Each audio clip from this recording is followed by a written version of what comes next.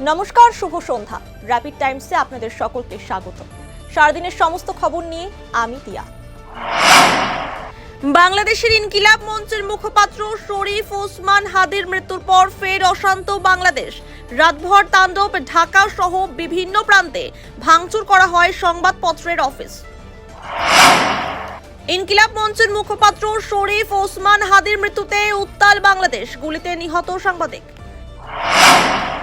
ওমানের সর্বোচ্চ নাগরিক সম্মান অর্ডার অফ ওমান সম্মানে ভূষিত হলেন প্রধানমন্ত্রী নরেন্দ্র মোদী।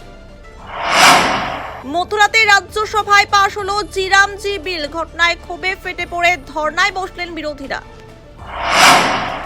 পরমাণু শক্তি ক্ষেত্রে বেসরকারীকরণ, সংসদে পাশ হলো শান্তি বিল, এই বিলকে স্বাগত জানালেন প্রধানমন্ত্রী নরেন্দ্র মোদী। ভয়াবহ বিমান দুর্ঘটনায় আমেরিকায় ভেঙে পড়ল একটি প্রাইভেট জেট, ঘটনায় মৃত্যু 7 জনের।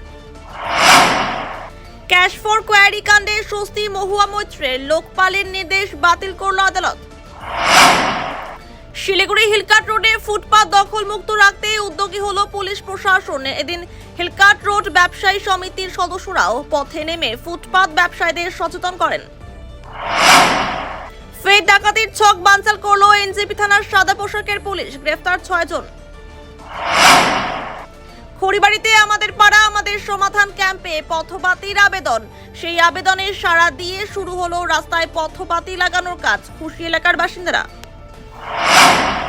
নকশালবাড়ি মনিরাম গ্রাম পঞ্চায়েতের সকল প্রাথমিক ও শিশু শিক্ষা কেন্দ্রদের নিয়ে আশাপুর চা বাগান প্রাথমিক বিদ্যালয়ে অনুষ্ঠিত হলো বাৎসরিক ক্রীড়া প্রতিযোগিতা। এদিন 15টি প্রাথমিক বিদ্যালয় ও 9টি শিশু শিক্ষা কেন্দ্র এই প্রতিযোগিতায় অংশগ্রহণ করেন।